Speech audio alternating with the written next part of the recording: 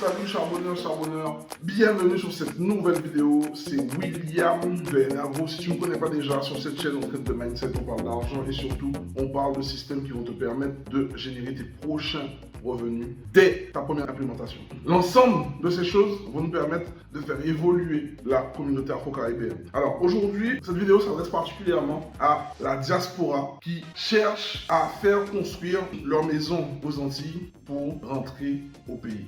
Je vais donner mon avis sur ce point-là et je vais donner une astuce qui va te permettre justement de ne pas prendre de risques. Une solution moins coûteuse et qui marche à tous les coups.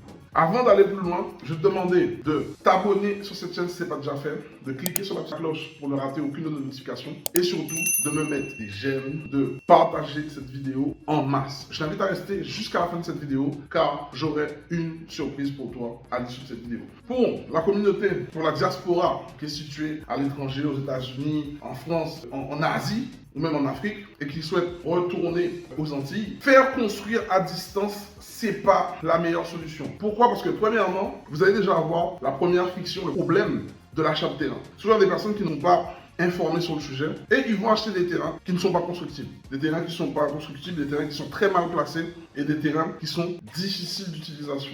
Les premiers problèmes peuvent arriver ici. Ensuite, ces personnes-là, souvent, ne savent pas comment fonctionnent les interactions entre notaires, comment ça se passe avec les agents immobiliers, etc. J'ai déjà eu, en tout cas, sur cette chaîne, pas mal de personnes qui m'ont dit qu'ils ont acheté des terrains alors qu'ils sont aux Antilles. Écoutez bien, en étant aux Antilles, qu'ils sont tombés sur des personnes qui leur ont demandé de poser un acompte. Les amis, lorsque vous achetez de l'immobilier, je parle de terrain, construction, etc., un agent immobilier ne va jamais vous demander d'acompte. Je parle de transaction. Pour du conseil, pour un conseil et une analyse de l'ingénierie, c'est autre chose. Le service, c'est autre chose. La formation, c'est autre chose. C'est normal que vous payiez un acompte. Quand vous faites de l'immobilier, on parle de transaction.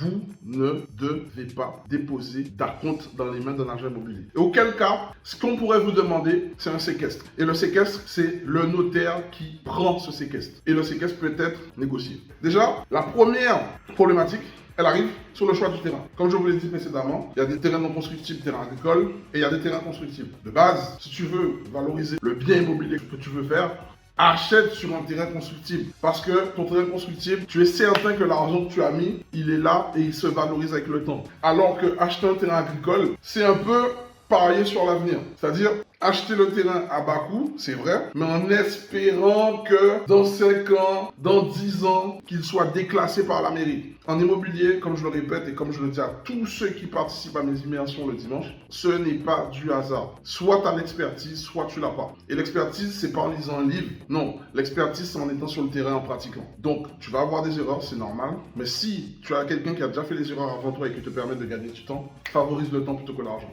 Tu vois, sur cette question de terrain, de transaction, ça ne te met pas à l'aise. Qui plus est, tu es à distance. Et quand tu es sur la distance, qu'est-ce que tu vas faire? Par connexion logique, tu vas dire, je vais faire gérer ce projet par la famille ou par des amis. Qu'est-ce que tu ne fais pas comme erreur? La plupart des gens qui font ça, cette erreur, se voient perdre de l'argent. Pourquoi? Parce que, tu vas aller donner ton argent à des personnes qui n'ont aucune expertise dans le domaine. Certes, c'est ta famille, ils n'ont pas d'expertise. 2, ils n'ont certes pas le temps pour ton projet. Mais le troisième problème sous-jacent, c'est que ton argent, tu risques de ne pas le revoir. Parce qu'il va partir dans toute autre chose que ton projet initial, la construction. Donc, moi, ce que je te propose, c'est d'ouvrir ta vue sur des biens qui sont déjà là, des maisons qui sont déjà construites, où il y a des personnes qui sont peut-être comme toi, qui vivent à l'étranger, qui ont construit ces maisons-là, mais qui, pour X ou Y raison, ne souhaitent plus revenir aux Antilles. Ça, c'est un premier levier. Le deuxième levier, c'est te renseigner, en tout cas dans les secteurs où tu as envie d'acheter. Tu sais très bien, si tu es natif des Antilles, il y a des coins, des quartiers où tu aimerais acheter. C'est plus simple pour toi de chercher s'il y a des personnes qui vendent dans les coins où tu veux acheter et qui vendent leur maison pour des raisons justement parce que leurs enfants sont partis, la maison est bien trop grande pour eux et que maintenant, comme ils rentrent à la retraite ou ils ont plus assez de revenus, ils cherchent à avoir quelque chose de plus petit et justement avec la vente de cette maison, ils veulent céder des choses à leurs enfants. Donc tu vois, il y a des choses que tu peux faire comme ça. Encore une fois, pour toi, ça a des effets bénéfiques parce que tu prends moins de risques. Qui dit que la maison est présente dit que tu n'as pas de problème avec le terrain, tu vois, parce que tu auras juste à faire une transaction devant notaire et le tour est joué. Tu as aussi un troisième levier, c'est toujours ces maisons qui sont construites, mais c'est des personnes en fait qui viennent de décéder ou des biens qui sont en indivision où l'indivision n'a pas trouvé d'entente. En tout cas, ils n'ont pas les moyens de pouvoir mener à bien cette indivision. Et toi, tu décides de racheter parce que la meilleure solution pour eux, encore une fois, je le précise, c'est de vendre.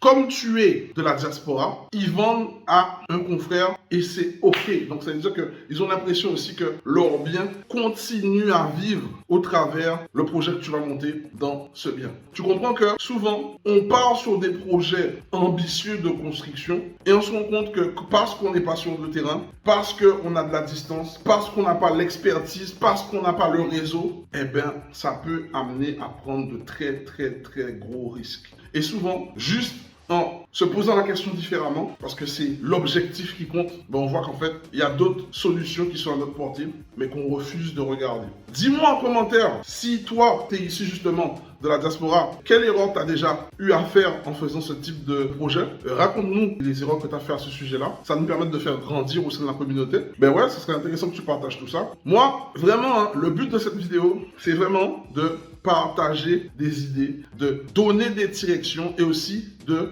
faire part de mon expertise. Donc pour rappel, pour ceux qui ne savent pas qui je suis, moi je suis William Synesius. Vous pouvez regarder sur les réseaux sociaux, c'est OK. Je suis investisseur depuis 2013, mais surtout professionnel de l'immobilier aussi entre-temps. Parce que de 2013 à 2018, j'ai beaucoup acheté de biens immobiliers. D'ailleurs, je continue à acheter des biens immobiliers pour mon parc personnel où c'est mon portefeuille immobilier que je fais vivre, voilà, avec des locataires et tout ça. Et en 2016, j'ai créé mes premières sociétés, en tout cas qui sont liées à l'immobilier au BTP. Donc j'ai une agence immobilière, j'ai une société de construction et de rénovation et j'ai un centre de formation où j'aide les personnes soit à devenir des agents immobiliers professionnels, soit à devenir des investisseurs aguerris pour ne pas faire d'erreurs. Donc ça je partage vraiment mon univers et c'est surtout pour aider la communauté. Si ça t'intéresse, cette vidéo, tu penses qu'elle a marché, elle t'a apporté des indices, elle a résonné pour toi, partage-la au maximum autour de toi. Maintenant que tu es resté jusqu'à la fin de cette vidéo, justement, je t'invite, en cliquant sous cette vidéo, tu vas avoir un lien où ça sera écrit Mouvement Liernage. Je t'invite à participer gratuitement depuis le confort de chez toi à une immersion live auquel je vais traiter de sujets sur l'immobilier où tu vas apprendre des choses, ça va te permettre de mettre en place, si tu veux aller plus loin et si tu as le profil adéquat, de mettre en place des prochains systèmes qui vont te permettre d'avoir des compléments de revenus grâce à l'immobilier. C'est gratuit depuis le confort de chez toi, c'est le dimanche à 19h30 heure de Paris et 14h30 heure de Guadeloupe et Martinique. C'était un plaisir de t'avoir et de partager avec toi. Avant de me quitter, je t'invite à cliquer sur la petite cloche pour être au fil de notifications et surtout pour pouvoir avoir en temps et en heure les nouvelles vidéos car on pose des vidéos qui aident la communauté tous les jours. Voilà, c'est la fin de cette vidéo et je te souhaite le meilleur pour ta réussite. Ciao, c'était Will.